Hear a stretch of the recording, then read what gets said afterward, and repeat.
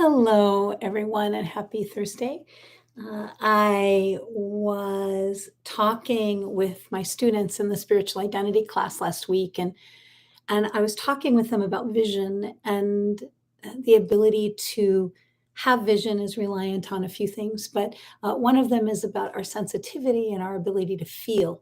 And so it's important that we have the capacity to feel, that we're in touch with our feelings, that we are aware of what we feel and how we feel, and that we can pay attention to what's happening with our bodies. That body wisdom is a form of vision. And another way that we have vision is in our hearts, like the things that we love, the people that we love, the places that we love. Those are definitely calling us to what is it that I want to experience in my life? What is it that I want to see in my life? So, feelings, being in touch with the heart, being able also to see with our eyes, like what is it that I'm seeing with my eyes? What is it that I'm noticing around me?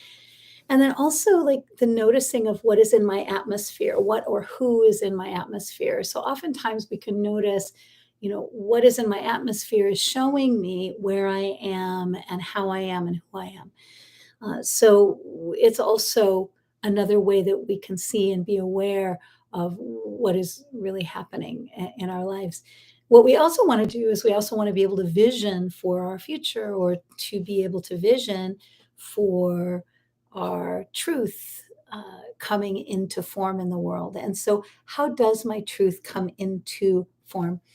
This is a poem that I read last week in my class, and I love this poem because it brings in several different elements, but it also brings in the elements of love. And it reminds me a little bit of Rumi's work, where he talks about the beloved and how much he has all of his vision, all of his poems are somehow related to the beloved and to the divine. And so this reminded me of that.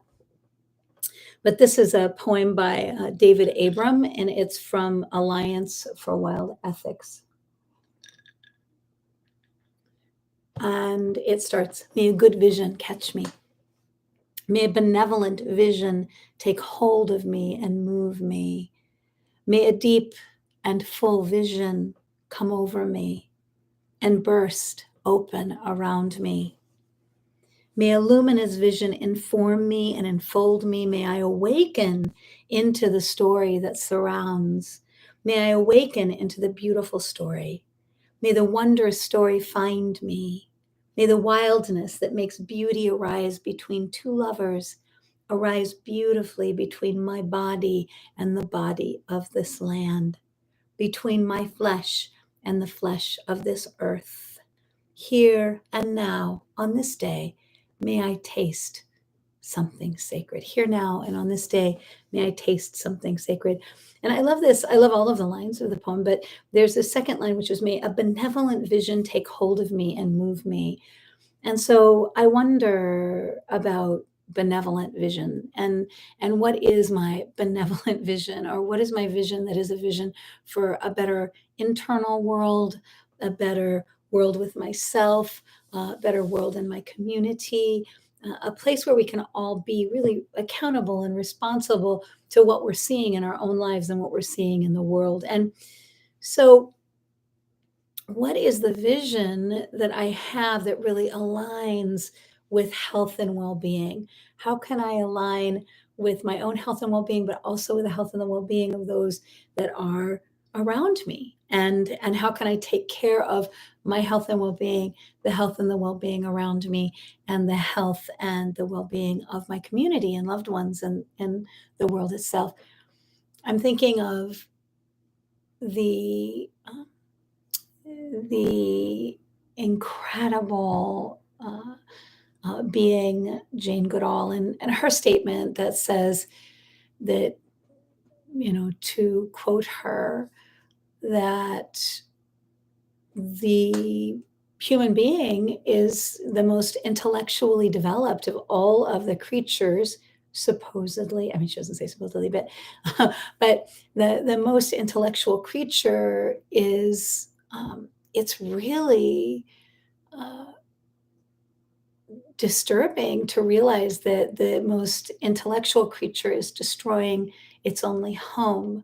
And so I think just looking at uh, what are we wanting to create? We've destroyed a lot, and that destruction is a destruction of many things, and even people, and even places, and even experiences. Even, I mean, so many, um, so many ways that we've just really hurt each other, and not been there for each other, and not been connected, and not been able to really see one another or care for one another. And what we need is, we need to have a vision of a world where we really care for one another and care about one another, and that we're not so intellectual, that we're not thinking so much, that we're not able to move from the heart and give our love away.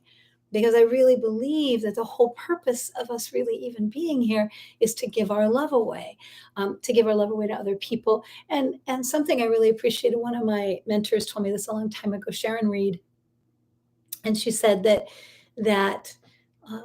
what's important is that we kiss our children. It's not important that they kiss us back. It's important that we embrace them, or that we hug them, or that we hold them, that they know someone is there for them, right? And so, to meet that need of being able to give our love away, to be able to have our needs met by connecting with the other creatures, the other human creatures that are in our sphere, or that are around us, or that are in our world, and to get to know people, to have friends in other countries, right? Which is great, because we have um, this amazing gift, this visionary gift of the computer and of the internet, and we can have friends all over the world, and people who are way different than us, and people who are similar to us, and people who are different and similar to us, which I would imagine would be everyone, pretty much. But if we can look at how can we make a better excuse me, how can we make a better community, not a better one, but a better one? How can we make a better community of not only human beings, but also a better community that supports other communities of human beings, but also all beings, right? Because everything here is sentient. Like, I'm looking at a bird on my feeder right now, and I'm looking at this tree, and there, everything in the world is speaking to us and talking with us, and everything in the world has its own full expression of what it truly is. And so, how to be in that full expression, but also how to reflect. And as we're going into fall, really thinking about, how can I reflect on what is the vision that I have for my coming year? What is it that I want to be experiencing? What is it that I want to be seeing or feeling in this next year? Do I want to feel healthier? Do I want to feel, I know that I do, I mean, my voice definitely, but do I want to have more of that sense of health and well-being, a feeling of, and a sense of health and well-being?